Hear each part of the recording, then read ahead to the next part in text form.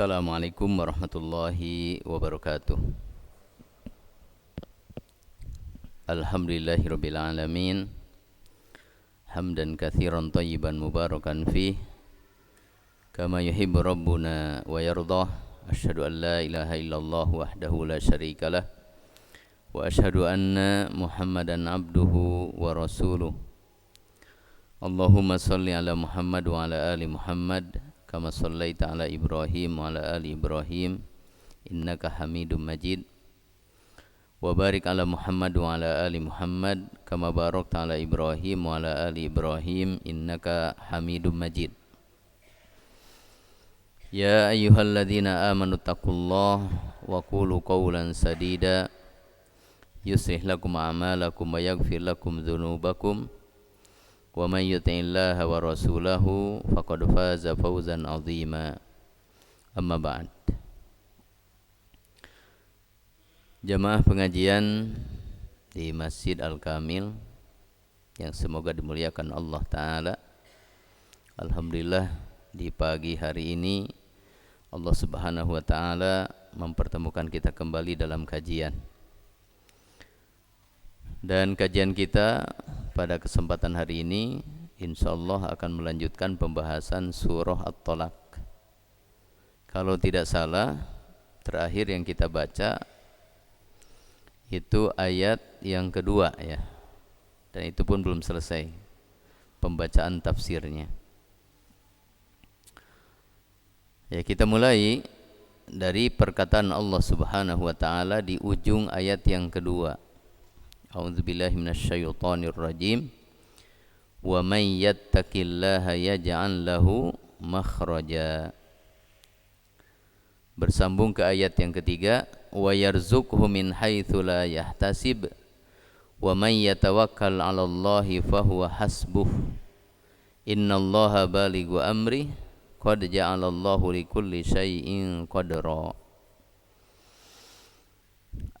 Ujung ayat yang kedua, wa may yattaqillaha, dan barang siapa yang bertakwa kepada Allah, yaj'al lahu makhraja, maka Allah akan memberikan kepadanya jalan keluar.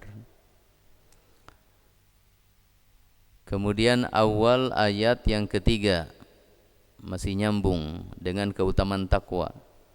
Wa yarzuqhu min haitsu la yahtasib.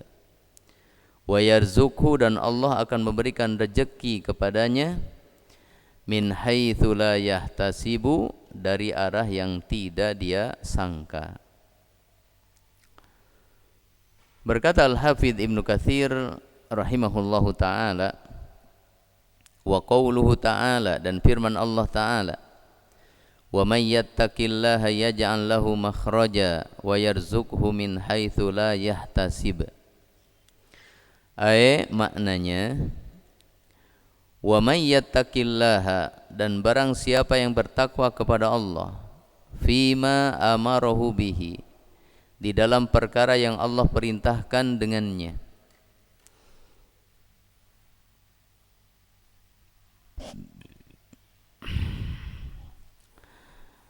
wa tarki ma nahahu anhu, dan meninggalkan apa yang Allah larang darinya, yaj'al lahu min amrihi makhraja, maka Allah Ta'ala akan memberikan jalan keluar baginya dari urusan-urusannya. Wa yarzuqhu min haitsu la yahtasibu, dan Allah akan memberikan rezeki kepadanya dari arah yang tidak dia sangka. Maksudnya min jihatin, dari arah la takhturu bibalihi, yang tidak terlintas dalam benaknya, dalam hatinya. Di sini Allah Subhanahu wa Ta'ala menjelaskan kepada kita tentang balasan dari Allah Ta'ala untuk orang yang bertakwa kepada Allah Ta'ala. Bertakwa adalah melaksanakan perintah Allah Ta'ala dan menjauhi larangannya, melaksanakan perintah Rasulullah SAW dan menjauhi larangannya.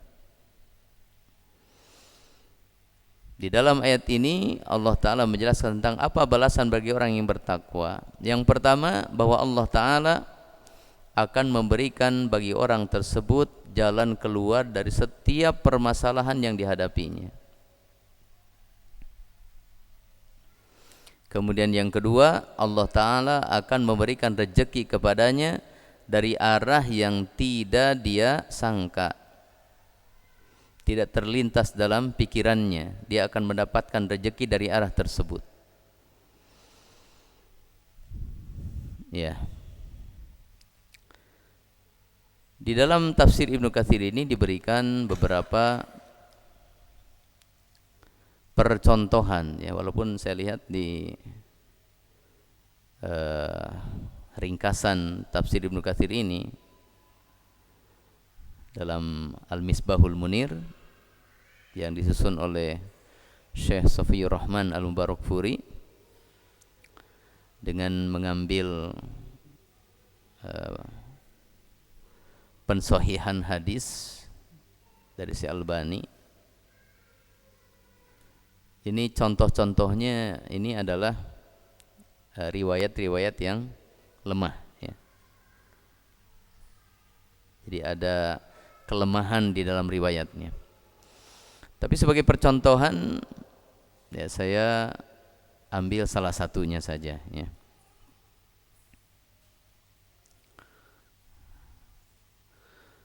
Diceritakan seorang sahabat di sini katakan, ya, wa za'ama anna rajulan min ashabi Rasulillah sallallahu alaihi wasallam yuqalu lahu Auf ibnu Malik al-Ashja'i kana lahu ibnun. Ada seorang sahabat yang bernama Auf bin Malik al-Ashja'i. Dia memiliki anak. Wa annal musyrikina assaruhu. Dan orang-orang musyrikin menahannya, menangkapnya sebagai tawanan perang. Fakana fihim, maka anaknya ini berada di tangan orang-orang musyrik. Wa kana abuhu ya'ti Rasulullah sallallahu alaihi wasallam fayashku ilaihi makana ibnihi wa halahu allati huwa biha wa hajatahu. Maka bapaknya datang kepada Rasulullah SAW mengadukan perkara ini kepada Rasulullah tentang keadaan anaknya dan apa yang menjadi kebutuhannya. Sedang ditawan oleh musuh. Itu kan kondisi yang sangat membahayakan keselamatannya. Karena sewaktu-waktu bisa dibunuh. Di samping ada penyiksaan-penyiksaan. Fakana Rasulullah sallallahu alaihi wasallam ya'mur bis-sabri. Maka Rasulullah sallallahu alaihi wasallam memerintahkan agar bersabar. Wa yaqulu lahu, dan Rasulullah SAW mengatakan kepadanya, innallaha sayaj'alu laka faraja. Sesungguhnya Allah Ta'ala akan memberikan kepadamu jalan keluar. Falam yalbath ba'da dzalika illa yasiran. Maka tidak lama dari Rasulullah SAW mengatakan itu, an infalata ibnuhu min aidil adu. Anaknya terbebas dari tangan musuh. Lepas, bebas. Famarra bighanamin min agnamin adu. Ketika pergi meninggalkan tempat musuh, dia melewati sekumpulan kambing milik musuh. Fastaqaha faja'a biha ila abihi wa ja'a ma'ahu biginan qad asabahu minal magnam. Maka dia menggiring kambing-kambing tersebut, dibawa kepada bapaknya. Dia pulang membawa kebebasan, juga membawa harta kekayaan berupa harta rampasan perang ini. Nah, ini disampaikan oleh Al-Hafidz Ibnu Katsir sebagai contoh, ya, bagaimana orang bersabar, dan sabar itu salah satu dari bentuk ketakwaan. Karena Allah Ta'ala dan Rasulullah SAW memerintahkan untuk bersabar, maka barang siapa bersabar berarti melaksanakan perintah. Maka Allah pun memberikan balasannya tidak lama dari dia bersabar tersebut. Dia bebas dan pulang, bahkan ada plusnya, membawa apa? Sekumpulan kambing sebagai harta rampasan perang. Ya. Jadi kalau kita punya masalah apa saja, untuk menuntaskannya dengan cara bertakwa kepada Allah Ta'ala, maka insya Allah Allah Ta'ala akan berikan jalan keluar, bahkan dari arah yang kita tidak sangka-sangka, dari arah yang kita tidak menduganya sama sekali.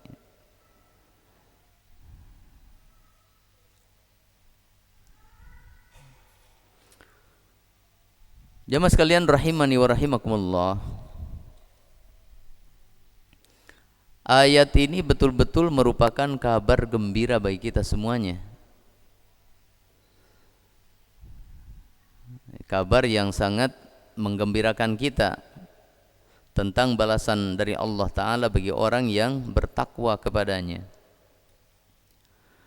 Sampai-sampai di sini Al-Hafidz Ibnu Katsir menceritakan perkataan Ibnu Mas'ud radhiyallahu an. Berkata Ibnu Mas'ud radhiyallahu an, "Inna ajma'a ayatin fil Qur'ani innallaha ya'muru bil adli wal ihsan." Sesungguhnya ayat yang paling kompleks, yang paling mengumpulkan semua hukum itu di dalam Al-Quran adalah ayat innallaha ya'muru bil adli wal ihsan. Sungguhnya Allah Ta'ala merintahkan kepada berlaku adil dan berbuat baik. Maka semua hukum yang ada dalam Al-Quran itu prinsipnya memang itu, keadilan dan ihsan. Wa inna akbaru ayatin fil Qur'ani farjan.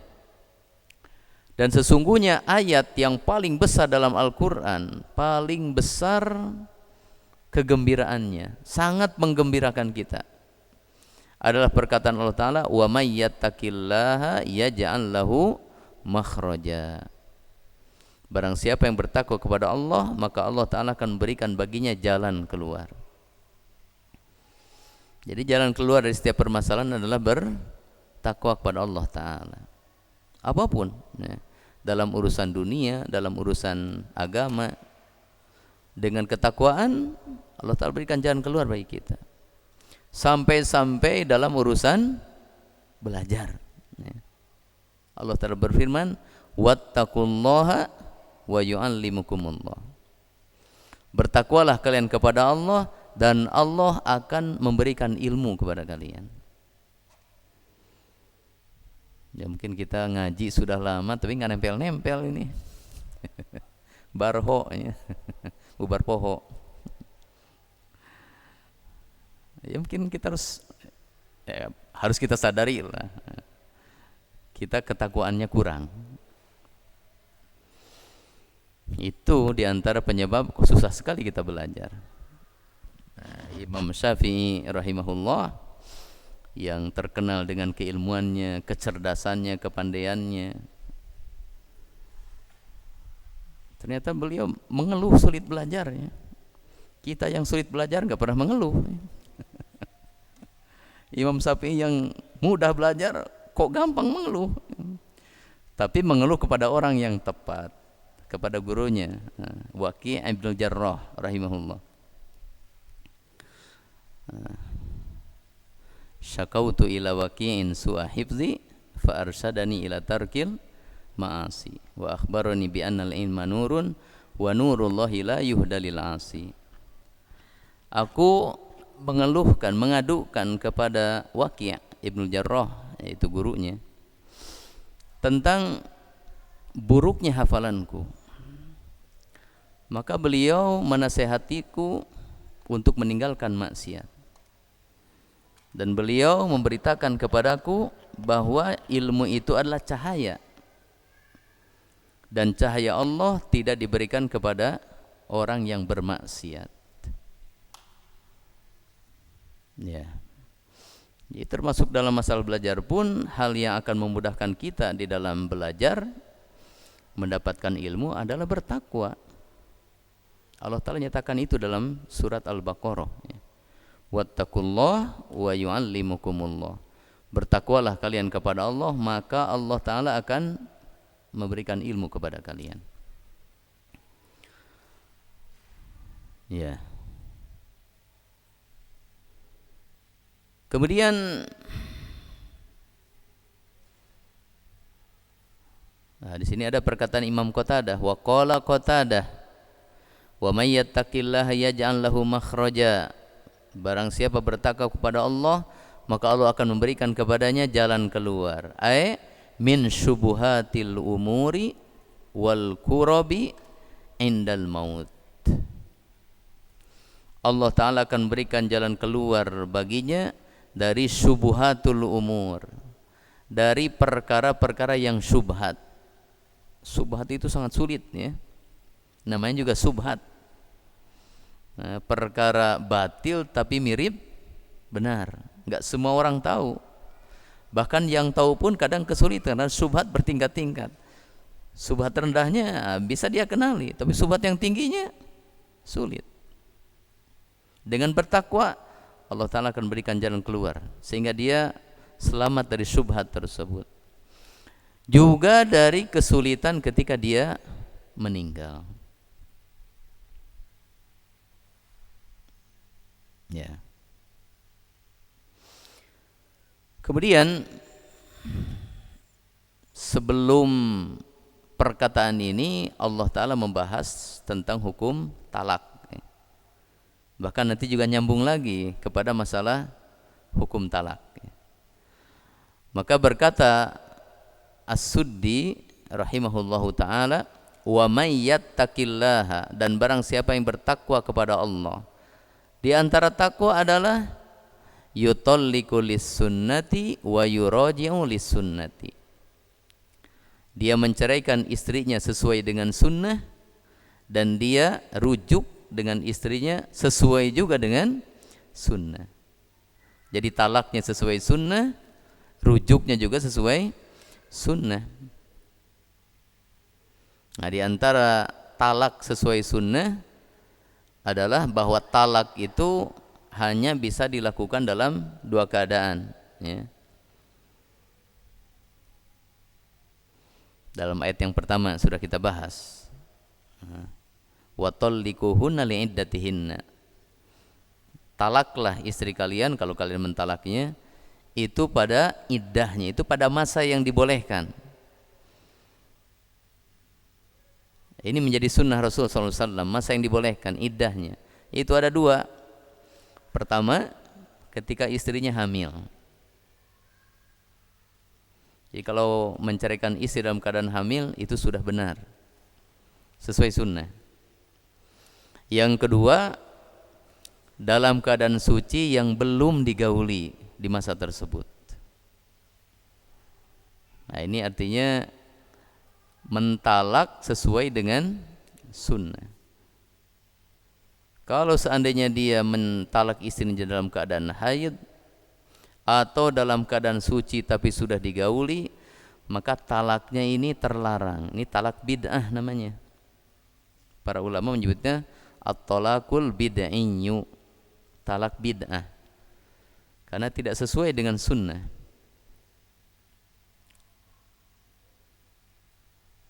Rujuk juga sesuai dengan sunnah, rujuknya sesuai dengan sunnah ya. Ya. Maka barang siapa yang dalam masalah talak dia mengikuti sunnah Rasul SAW, maka keluar tadi ya. Yaj'al lahu min amrihi yaj'al lahu makhraja, maka Allah Ta'ala akan memberikan jalan keluar. Dan di antara talak sunnah bahwa dalam talak raj'i, talak 1, talak 2, si istrinya ini masih tinggal serumah dengan dia. Ya, disebutkan dalam ayat yang pertama, la tukhrijuhunna mim buyutina, jangan dikeluarkan dari rumah. Enggak seperti kebanyakan yang sekarang, talak 1 seperti sudah bubar rumah tangganya, pulang langsung angkat koper. Padahal talak 1 dan talak 2 itu masih ada hubungan pernikahan, cuma terlepas sebagiannya. Kecuali kalau sudah talak 3, memang itu sudah putus secara total, karena sudah tidak halal lagi bagi suaminya kecuali dia sudah menikah dengan laki-laki lain kemudian diceraikannya, sehingga suami yang dulu bisa menikahinya kembali. Jadi talak yang sunnah seperti itu. Istri yang ditalak 1 atau ditalak 2 masih tinggal serumah dengan suaminya, dan dia boleh berhias diri depan suaminya, ngobrol dengan suaminya, kemudian menyiapkan makanan untuk suaminya, menemani makan suaminya. Yang enggak boleh itu berhubungan badan. Nih kalau ini dilaksanakan, maka apa? Kalau masih tinggal serumah, kemudian istrinya masih berhias, dulu kan suaminya menikahi dia karena cinta. Cuma karena ada masalah mungkin kecil atau 2 kecil atau 3 kecil, sampai akhirnya dia memutuskan cerai. Tiba-tiba melihat istrinya kembali kepada masa awal dia kenal, cantik lagi. Maka apa? Allah Ta'ala katakan, la tadri la'allallaha yuhditsu ba'da dzalika amro.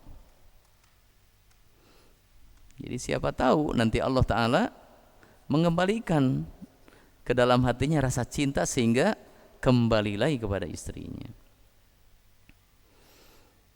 Karena hukum asal ditalak itu makruh, memang tidak dikehendaki.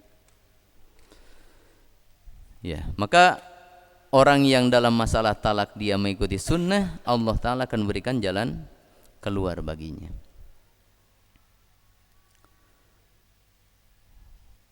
Kemudian yang kedua tadi dikatakan, wa yarzuqhu min haitsu la yahtasib.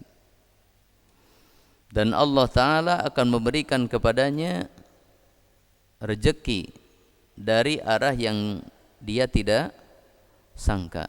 Berkata Al-Hafidz Ibnu Katsir, min jihatin la takhturu bibalihi, dari arah yang tidak terlintas dalam hatinya.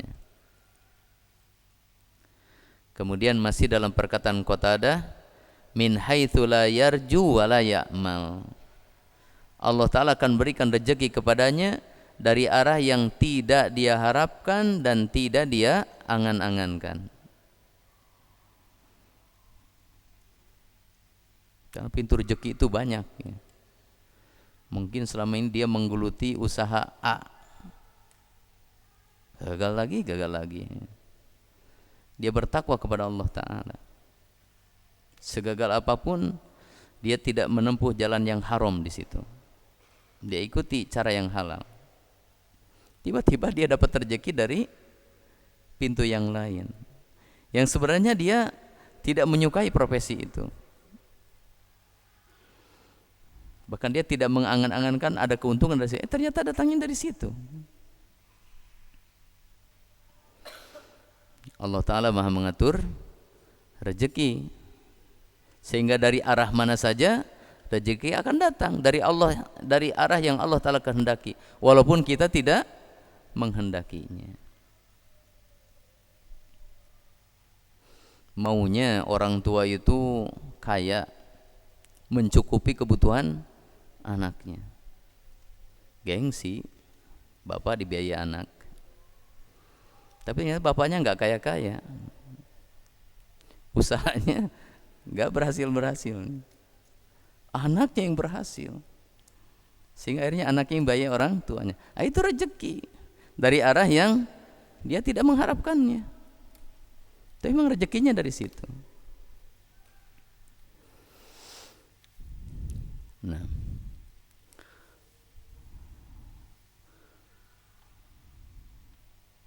kemudian perkataan Allah yang berikutnya, wa qauluhu ta'ala, berkata Al-Hafidz Ibnu Katsir rahimahullah, wa qauluhu ta'ala, dan firman Allah Ta'ala, wa may yatawakkal 'alallahi fahuwa hasbuhu,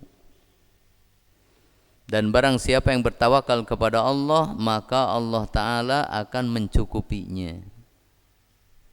Segala kebutuhan yang dia butuhkan, Allah Ta'ala akan mencukupinya. Kemudian di sini Al-Hafidz Ibnu Katsir menyampaikan hadis Ibnu Abbas yang berkaitan dengan tawakal ini. Ya. Ibnu Abbas menceritakan annahu raqiba khalfa Rasulullah sallallahu alaihi wasallam yauman. Suatu hari Ibnu Abbas dibonceng oleh Rasulullah sallallahu alaihi wasallam. Faqala lahu Rasulullah, lalu Rasulullah sallallahu alaihi wasallam bersabda kepada Ibnu Abbas radhiyallahu anhu, "Ya gulam, wahai anak kecil, inni muallimuka kalimatin, sungguhnya aku akan mengajarkan kepadamu beberapa perkataan. Ihfadillaha yahfadka, jagalah Allah, niscaya Allah akan menjagamu. Ihfadillaha tajidhu tujahaka, jagalah Allah, maka kamu akan mendapatkan Allah berada di hadapanmu. Wa idza sa'alta, dan apabila kamu meminta, fas'alillah, maka mintalah kepada Allah, jangan minta kepada orang lain. Wa idza sta'anta fasta'in billah, dan apabila kamu meminta pertolongan, maka mintalah pertolongan kepada Allah." Ini tawakal. Tawakal itu secara bahasanya tafwidul amr, menyerahkan urusan. Adapun secara syar'i tafwidul amri ilallah ta'ala, menyerahkan segala urusan kepada Allah ta'ala. Di sini Rasulullah SAW mengajarkan kepada anak kecil yang bernama Ibnu Abbas, karena ketika itu masih kecil, mengajarkan tentang ketakwaan, menjaga agama Allah Ta'ala. Apabila ada kebutuhan, mintalah kepada Allah Ta'ala. Apabila butuh pertolongan, maka mintalah pertolongan kepada Allah Ta'ala. Pokoknya segala sesuatu urusannya diserahkan kepada Allah Ta'ala. Sehingga diceritakan, ya, saking bertawakalnya para sahabat, termasuk Ibnu Abbas, ya, mereka senantiasa menyerahkan segala urusan, sampai urusan kecil pun, kepada Allah Ta'ala. Hatta fi syu'a ni'alihim, sampai urusan tali sendal pun kalau putus, mereka minta tolongnya kepada Allah Ta'ala. Sendal pegatnya. Ini mungkin karena hal yang remeh, enggak terlintas dalam hati kita, mungkin, ya, mungkin, untuk meminta tolong pada Allah Ta'ala.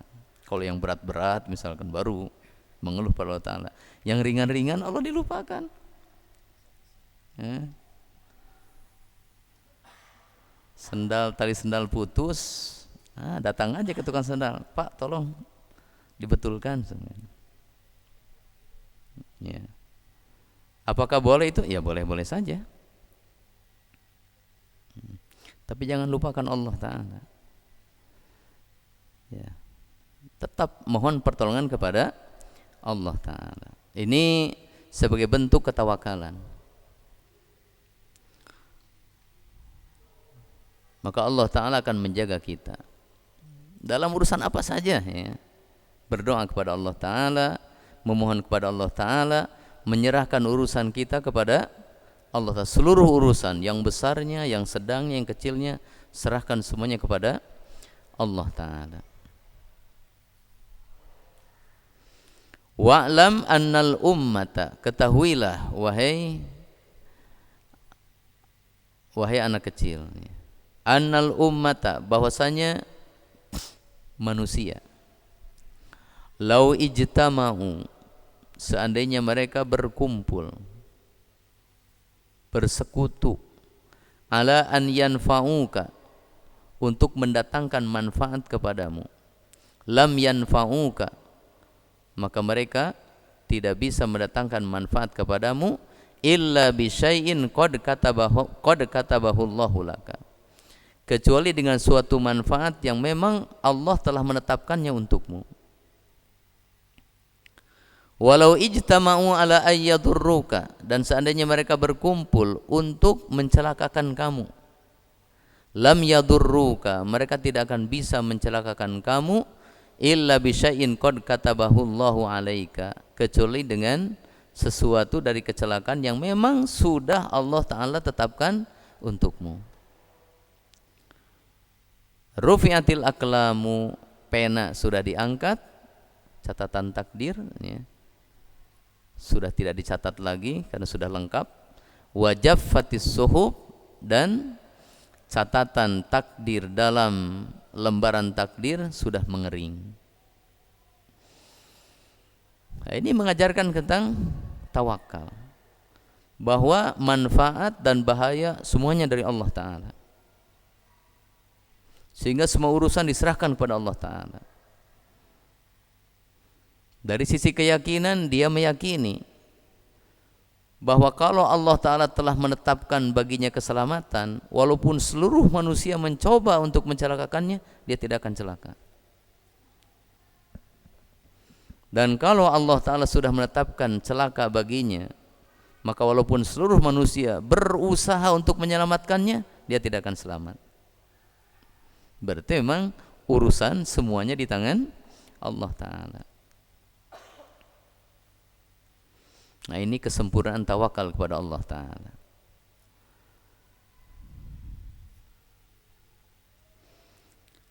Maka kalau kita sudah bertawakal kepada Allah Ta'ala, Allah Ta'ala akan mencukupi segala kebutuhan kita. Ketika kita serahkan seluruh urusan kita kepada Allah Ta'ala, maka Allah Ta'ala yang mengatur seluruh urusan kita, memudahkan seluruh urusan kita. Kemudian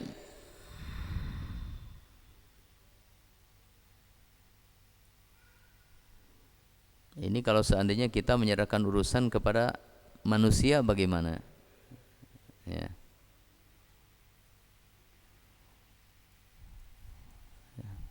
Di sini disampaikan sebuah riwayat oleh Al-Hafidz Ibnu Katsir, tapi memang riwayatnya lemah, tapi maknanya benar. Ya. Hadis Ibnu Mas'ud, Rasulullah SAW bersabda, "Man nazala bihi hajatun fa anzalaha bin nasi kana qaminan alla tashula hajatuhu." Barang siapa yang dia memiliki satu kebutuhan, lalu dia serahkan kebutuhan tersebut kepada manusia, maka sangat pantas apabila kebutuhannya itu tidak dimudahkan oleh Allah Ta'ala. Karena dia menyerahkan urusannya kepada siapa? Manusia. Sementara manusia tidak bisa mendatangkan manfaat atau mendatangkan bahaya. Maka sangat pantas kalau urusannya tidak dimudahkan. Wa man anzalaha billahi ta'ala, dan barang siapa yang menyerahkan kebutuhannya kepada Allah Ta'ala, atahu Allahu birizkin ajilin, maka Allah Ta'ala akan memberikan kepadanya rezeki yang segera, au bimautin ajilin, atau dengan kematian yang ditunda. Ya. Yang pertama, dia menyerahkan kebutuhannya kepada manusia. Ini tidak tawakal. Allah yang mengatur seluruh urusan, maka sangat pantas bila urusan orang tersebut tidak dimudahkan, karena dia menyerahkannya kepada manusia. Yang kedua, orang yang menyerahkan kebutuhannya kepada Allah Ta'ala, maka sangat pantas apabila Allah Ta'ala kemudian memudahkan urusannya, memberikan kecukupan dari kebutuhannya. Wa qaulu ta'ala, dan firman Allah Ta'ala, innallaha balighu amrih. Di ayat yang ketiga ya, di pertengahan ayat, innallaha balighu amrih. Sesungguhnya Allah Ta'ala akan melaksanakan perintahnya. Perintah di sini maksudnya adalah perintah takdir. Berkata Al-Hafidz Ibnu Katsir, maksudnya artinya munaffidun qadayahu wa ahkamahu fi khalqihi. Allah Ta'ala akan melaksanakan ketetapannya dan hukum-hukumnya fi khalqihi pada makhluknya bima yuridu wa yasha'uhu, sesuai dengan apa yang Allah Ta'ala kehendaki. Bahwa apabila Allah Ta'ala telah menghendaki sesuatu secara takdir, maka Allah maha melaksanakannya, bahwa sesuatu tersebut pasti terjadi. Urusannya sangat mudah bagi Allah Ta'ala, tinggal mengatakan kun, jadilah, fayakun, maka akan jadi, pasti akan terjadi. Ya. Bila Allah Ta'ala telah menetapkan, Allah Ta'ala akan mengeluarkan orang yang bertakwa dari kesulitannya, memberikan rezeki dari arah yang tidak dia duga, memberikan kecukupan bagi orang yang bertawakal kepadanya, maka itu pasti terjadi kalau Allah Ta'ala sudah menghendakinya.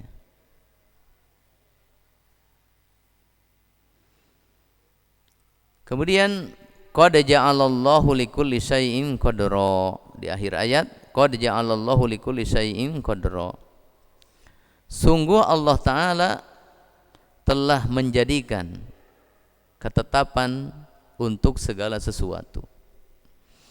Jadi segala sesuatu sudah Allah Ta'ala tentukan ketetapan takdirnya. Masing-masing kita tidak bisa keluar dari takdir,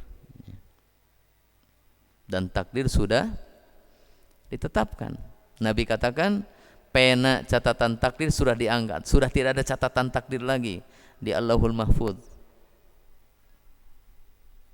Dan tulisan takdir dalam Allahul Mahfudz sudah mengering, karena sudah dicatatkan 50.000 tahun sebelum diciptakan langit dan bumi. Ya, sudah mengering, nggak ada catatan baru lagi. Itu yang di Allahul Mahfudz ya. Nah, ayat yang keempat ini kembali kepada masalah tolak. Qala Allah Ta'ala wallai ya'isna minal mahidhi, dan wanita-wanita yang terputus dari haid. Apa istilahnya? Menopause ya. Dan wanita-wanita yang terputus dari haid, sudah menopause, min nisaikum, dari istri-istri kalian, inirtabtum, kalau kalian merasa ragu, fa'iddatuhunna thalathatu ashhurin, maka masa iddah cerainya adalah 3 bulan. Wallai lam yahidna, demikian juga dengan wanita-wanita yang belum haid karena masih kecil. Masa iddahnya sama, itu 3 bulan, enggak dihitung dengan haid. Yang pertama karena memang sudah tidak haid, yang kedua karena dia belum haid karena masih kecil. Wa ulatul ahmali, dan wanita-wanita yang hamil, ajaluhunna, waktu iddahnya, an yada'na hamlahunna, adalah sampai melahirkan kehamilannya, melahirkan bayinya.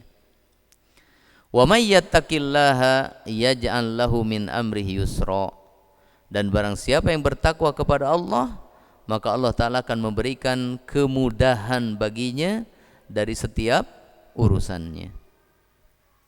Ini ayat yang keempat. Berkata Al-Hafidz Ibnu Katsir rahimahullah, yaqulu ta'ala, Allah Ta'ala berfirman, mubayyinan, menjelaskan, li'iddatil ayisati, tentang masa iddah wanita yang sudah menopause, yang sudah terhenti haidnya, terputus haidnya. Wahiyallati in qata'a anhal mahidu, yaitu wanita yang terputus haidnya likibariha karena sudah tua, annaha thalathatu ashhurin bahwa masa iddahnya adalah 3 bulan, iwadon anith thalathatil kuru'i pengganti dari 3 kuru, 3 kali haid, fi haqqi man tahidu pada wanita yang masih haid. Kalau wanita yang masih haid maka dihitung dengan 3 kali haid. Kalau wanita yang sudah tidak haid lagi kan nggak bisa dihitung dengan haid, maka dihitungnya dengan bulan, 3 bulan. Dan 3 bulan itu biasanya 3 kali haid. Jadi sama pada akhirnya. Kama dallat ala dzalika ayatul Baqarati, sebagaimana itu telah ditunjukkan dalam ayat surat Al-Baqarah. Wa kadza as-sigaru, dan demikian juga dengan wanita-wanita yang masih kecil, allai lam yablugna, yang belum balig, sinnal haidi, yang belum sampai sinnal haidi, usia haid, karena dia masih kecil. Anna iddatahunna, bahwa masa iddahnya ka iddatil aisati, seperti masa iddahnya wanita yang sudah menopause. Thalathatu ashhurin, yaitu 3 bulan. Jadi menghitung masa iddah itu masa iddah perceraian ya. Kalau yang haid maka dihitung dengan haid, 3 kali haid. Kalau yang sudah terhenti dari haid atau dia masih kecil sehingga belum haid, maka dihitungnya dengan bulan, selama 3 bulan. Ini iddah perceraian ya.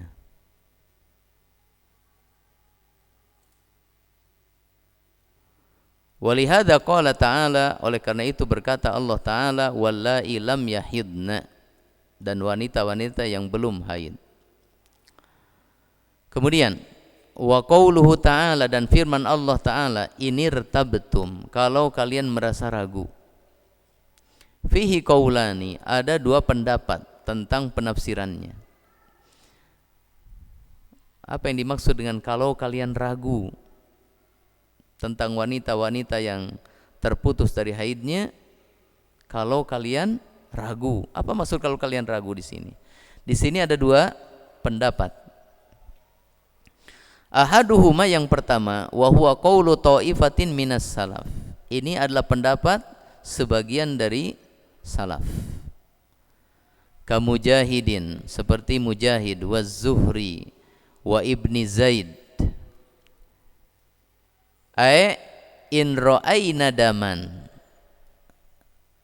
maksudnya apabila wanita tersebut melihat darah, keluar darah. Wa syakaktum fi kauni haidon au istihadatan, dan kalian merasa ragu apakah ini darah haid atau darah istihadah. Wartabtum fihi, kalian merasa ragu itu. Ini wanita sudah tidak haid, sudah terus haidnya, diceraikan oleh suaminya, tapi ternyata ketika diceraikan keluar darah, dan kalian ragu ini darah haid atau darah istihadah.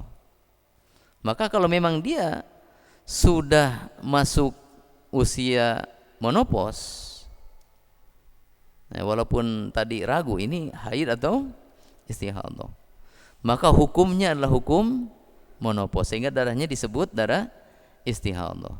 Sehingga hukumnya bukan dihitung dengan haid, tapi dihitung tetap dengan bulan, dihitung dengan bulan. Jadi kalau kalian merasa ragu ini darah haid atau darah istihadah, padahal si wanita ini sudah terhenti dari haidnya, tapi ketika diceraikan oleh suaminya tiba-tiba keluar darah, dan kalian ragu ini darah haid atau istihadah. Nah, ragu itu di situ, ragu tentang darahnya haid atau istihadah. Sementara dia, wanita ini memang sudah terhenti dari haidnya, maka masa iddahnya adalah dengan 3 bulan, bukan dengan 3 kali haid. Ini pendapat yang pertama. Wal qaulu tsani, dan pendapat yang kedua tentang arti dari kalau kalian ragu. Inirtabtum fi hukmi iddatihinna, kalau kalian ragu tentang hukum iddahnya. walam ta'rifuhu, dan kalian tidak mengetahuinya. Jadi inirtabtum di sini penafsiran yang kedua adalah in jahiltum, kalau kalian tidak mengetahuinya, tidak mengetahui tentang masa iddahnya. Masa iddahnya berapa? Nah, maka dijelaskan di sini masa iddahnya adalah 3 bulan. Fahuwa thalathatu asyurin, maka masa iddahnya adalah 3 bulan. Jadi inirtabtum di sini penafsiran pertama, kalau kalian ragu darah yang keluar dari wanita ini haid atau istihadah. Kalau memang dia sudah menopause, maka penghitungan iddahnya dengan bulan, tidak dengan haid. Kemudian pengertian yang kedua, kalau kalian ragu, maksudnya kalau kalian tidak mengetahui. Kalau kalian tidak mengetahui berapa masa iddah wanita yang sudah tidak haid, maka jawabannya adalah 3 bulan. Wa hadza marwiyun an Sa'id bin Jubair. Penafsiran yang kedua ini diriwayatkan dari Sa'id bin Jubair, wa huwa ikhtiyaru Ibnu Jarir, dan ini yang dikuatkan oleh Ibnu Jarir At-Tabari, wa huwa adharu fil makna, dan ini memang yang lebih kuat dari sisi makna. Bahwa arti dari ragu di situ maksudnya tidak tahu, jahil, ya, tidak tahu tentang masa iddah wanita yang sudah terputus haidnya. Maka diberitahu oleh Allah Ta'ala bahwa masa iddahnya adalah 3 bulan, ya. Dan sebagai dalil tentang bahwa arti tidak tahu itu yang lebih kuat, di sini Al-Hafidz Ibnu Katsir menyampaikan hadis Ubay bin Ka'ab radhiyallahu an. Ya Rasulullah, wahai Rasulullah, inna adadan min adadin nisa, idad mungkin ya, zaman dari iddah. Inna idadan min idadin nisa, sesungguhnya beberapa iddah dari iddah wanita lam tuzkar fil kitab, belum disebutkan dalam Al-Quran. Jadi ada beberapa masa iddah yang belum disebutkan dalam Al-Quran. Siapa mereka? As-sigoru, pertama adalah wanita yang masih kecil. Masih kecil, belum balik, sudah nikah, terus dicerai, ya. Tapi sudah digauli. Kalau belum digauli, nggak ada masa iddahnya. Pertama, wanita kecil, masih anak-anak. Yang kedua, wal kibar, wanita yang sudah tua, sudah menopause, sudah tidak haid. Yang ketiga, wa ulatul ahmali, wanita yang hamil. Ini belum disebutkan masa iddahnya ya Rasulullah. Qala fa anzalallahu azza wa jalla, maka Allah Ta'ala menurunkan ayat ini, yaitu ayat yang keempat dari surat At-Talaq ini. Wallahi ya'isna minal mahid min nisaikum inirtabtum fa iddatuna thalathatu asyhuri wallahi lam yahid wa ulatul ahmali ajaluhunna ayyadna hamlahunna. Jadi sini Ubay bin Ka'ab menanyakan kepada Rasulullah masa iddah 3 wanita ini. Kenapa beliau bertanya? Karena beliau tidak tahu tentang hukum iddahnya. Maka adanya hadis Ubay bin Ka'ab ini menjadi penjelas bagi maksud dari kata inirtabtum, yang artinya adalah kalau kalian tidak mengetahui. Maka Allah Ta'ala jelaskan. Ya.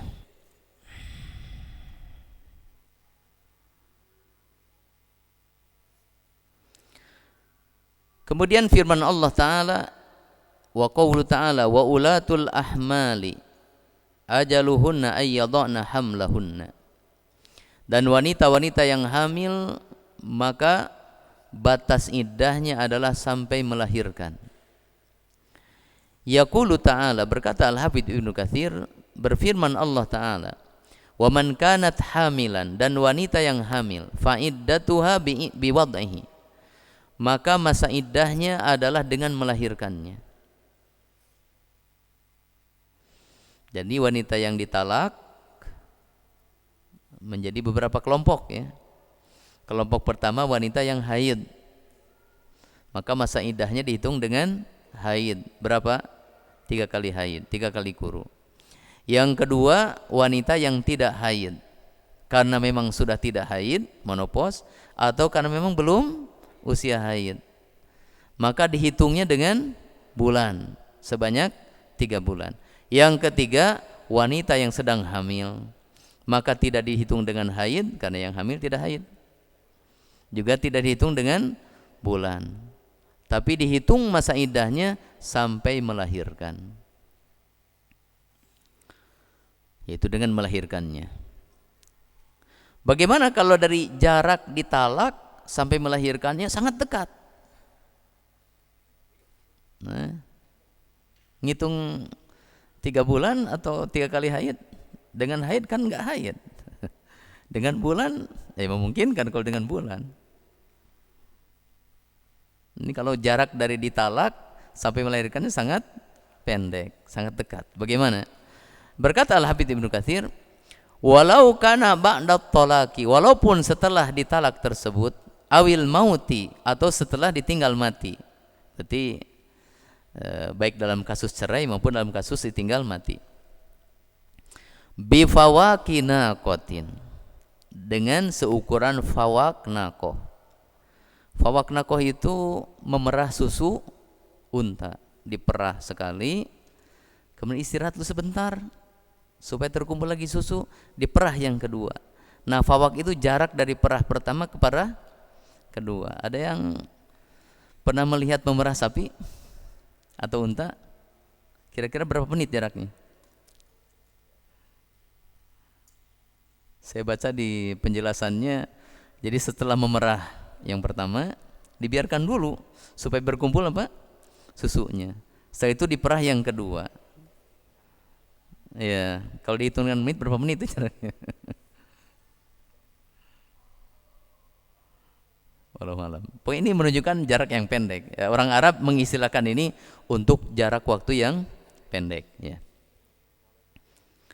Jadi walaupun jaraknya pendek.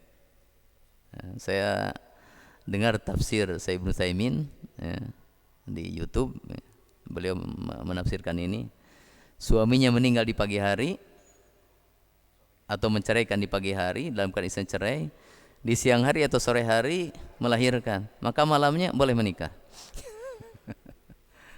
Karena sudah habis masa iddahnya. Ya.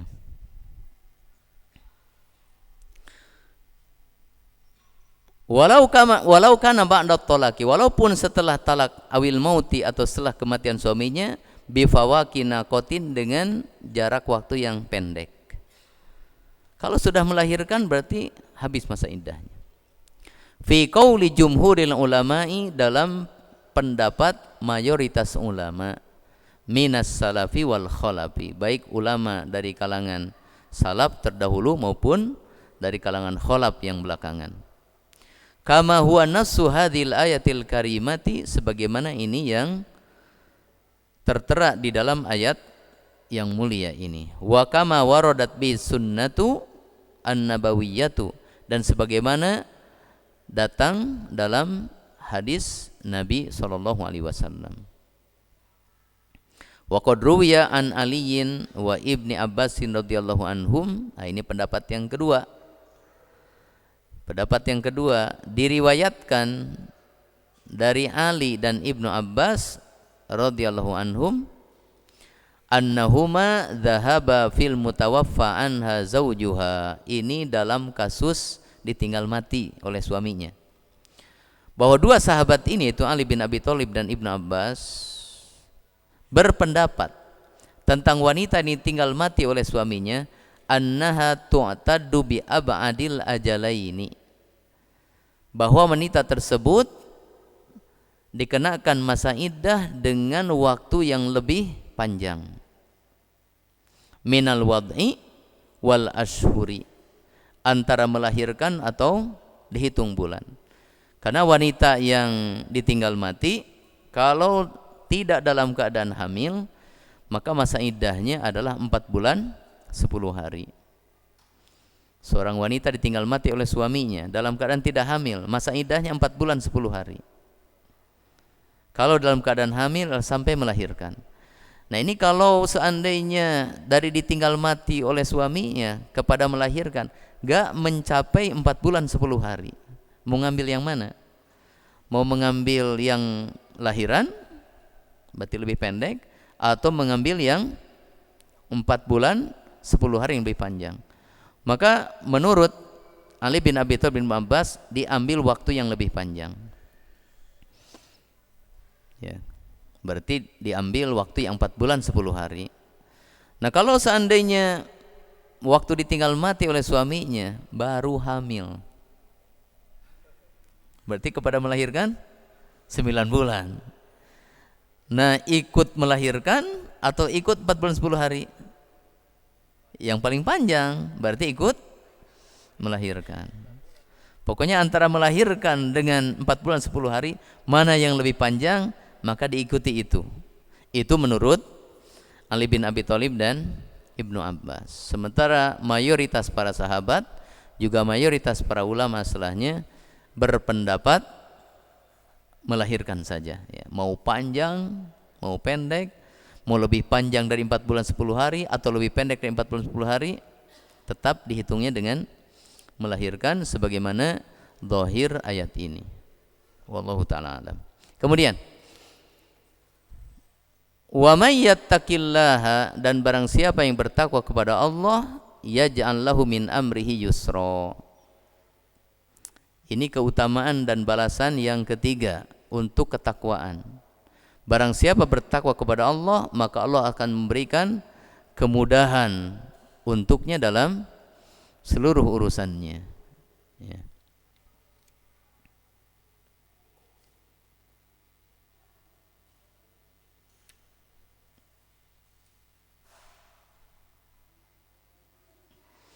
Berkata Al-Hafidz Ibnu Katsir,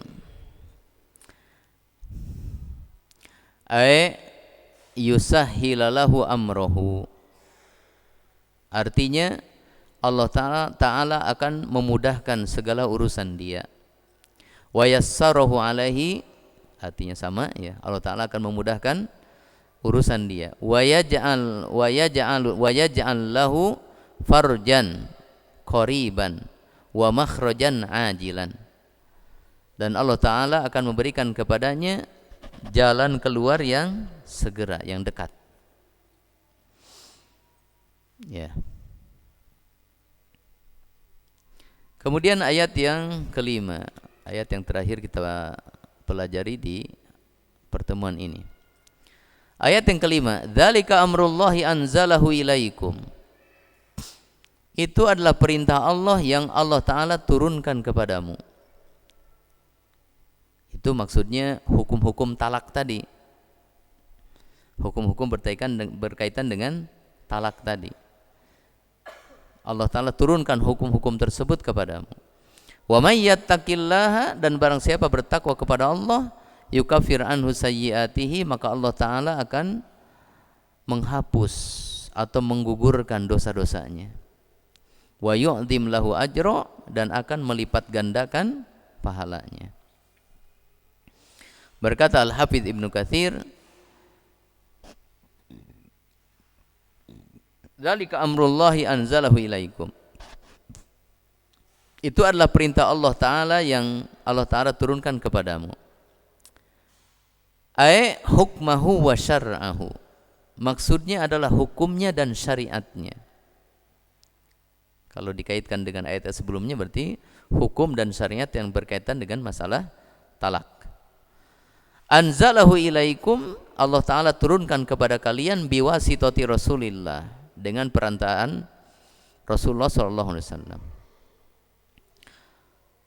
Wa may yattaqillaha yukaffir anhu sayyiati wa yu'dzim lahu ajra, ay maksudnya yudhib anhul mahdzura, Allah Ta'ala akan menghilangkan darinya apa yang dia takuti. Nah, itu dosa-dosanya. Wa yajzillahu ats-tsawaba, pahala. Wa yujzillahu ats-tsawaba, dan Allah Ta'ala akan melipat gandakan untuknya pahala. Alal amalil yasir, atas perbuatan yang sedikit. Pahala lebih banyak daripada perbuatan kita, ya. Karena satu perbuatan saja minimal pahalanya Allah Ta'ala lipat gandakan berapa? 10. Ini keutamaan yang keempat dan kelima dari takwa. Yang keempat adalah Allah Ta'ala akan apa tadi? Menghapuskan atau menggugurkan dosa-dosanya. Kemudian yang ketiga, Allah Ta'ala akan memberikan pahala yang banyak, akan melipat gandakan pahala untuknya. Ya. Semoga Allah Ta'ala menjadikan kita termasuk orang-orang yang bertakwa kepadanya.